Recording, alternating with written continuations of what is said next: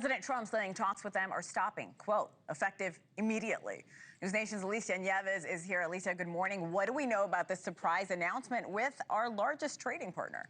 Yeah, if this feels like it's come out of left field, that's kind of because it has. Yeah. I mean, the president is now upset with Canada over following through with a digital services tax on U.S. tech companies. This is something that was actually passed about 3 years ago, but it goes into effect on Monday. And basically, U.S. tech companies are going to pay 3% of the kind of revenue they generate from users in Canada, anything over $20 million. It's going to impact the likes of Google and Amazon and Microsoft, notable names, big tech companies whose CEOs have, cozied up with the president, during his campaign. They were front and center at his inauguration. Yes, they were. The president and White House saying, though, they're upset with Canada not because of that relationship with these big tech companies, but because this is unfair to U.S. companies kind of more broadly. Their whole trade agenda and tariff policy has been about this idea of fairness, about getting the deficit with a lot of countries down to zero or as close to zero as possible. Our deficit with Canada is around $63 billion.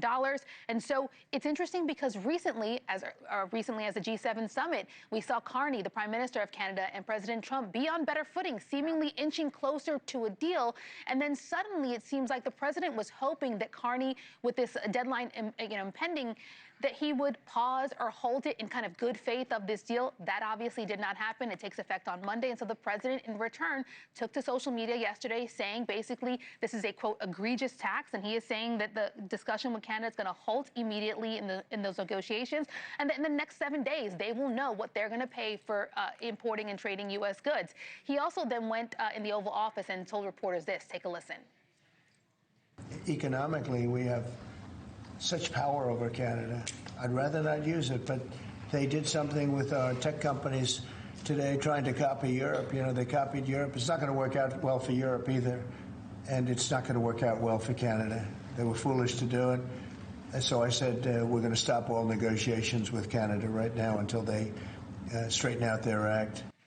Listen, and Canada is already feeling some of the pain and impact. The Canadian dollar went down by about 0.5%. Their equities market, that was lower yesterday, about 0.2%.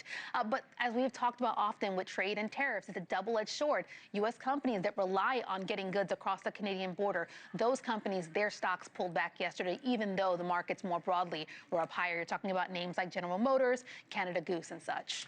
Alicia, Wall Street making big gains to end the week after Trump announced that China and the U.S. have agreed to a framework of a trade deal. Yes. We've seen a lot of whiplash with these two nations. What's the latest there? All right, so it's less of an actual deal, more of this framework. The details have to still be negotiated out, but many are calling this a breakthrough, right? Especially a de-escalation when we have seen the tariff war go as high as 145% for Chinese goods. I think the biggest component of this and the thing we actually know the most about is U.S. or minerals coming from China and magnets. These are important because China has a monopoly. You're talking about 60% of rare earth minerals that come from that country that are critical to manufacturing, critical to electronics.